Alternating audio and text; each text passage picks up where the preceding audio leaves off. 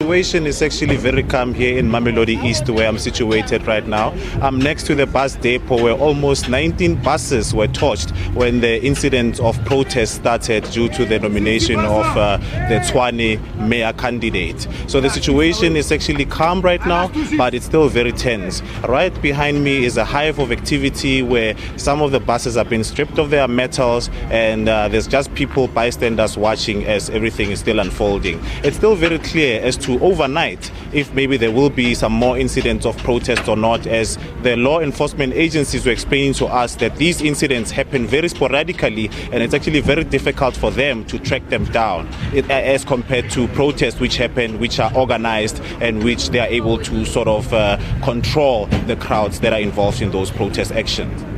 Is there a visible police presence there at this time? Where we are situated at the current moment, there's zero, minimal police presence. It's just bystanders passing by, minding their own business. But I haven't seen a single police van. We've been here for the past, say, 10, 15 minutes. Ever since we've been here, no, there hasn't been any police presence. But what we can say is that the situation has been calmed down.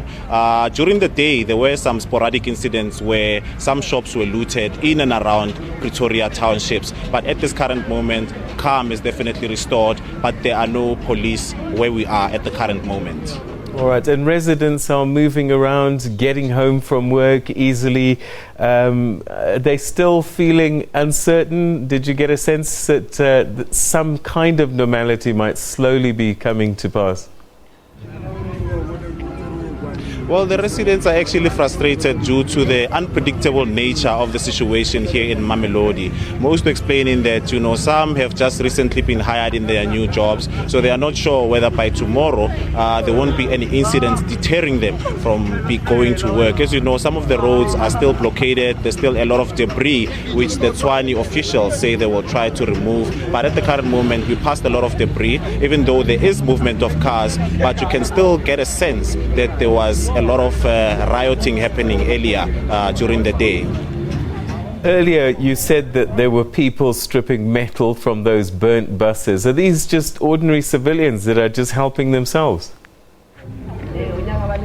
Yes, no, it's just ordinary civilians that are just helping themselves, and it's over 19 buses, so you can imagine they've hit a jackpot in terms of, taking the metals to go weigh them and make some money for themselves.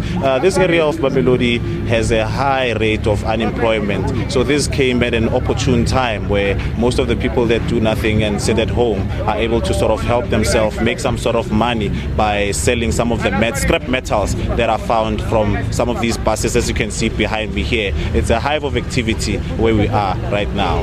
And what have authorities been saying during the day in that area?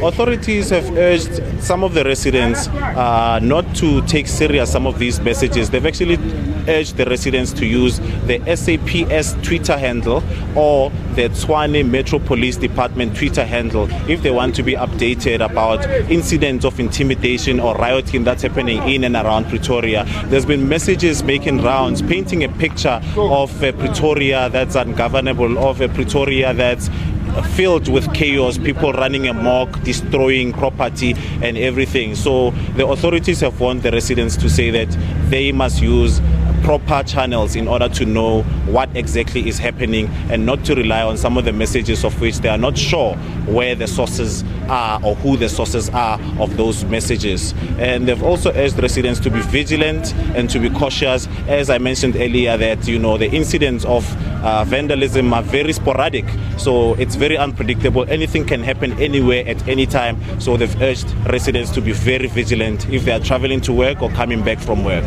All right, and that's where we'll leave it for the time being.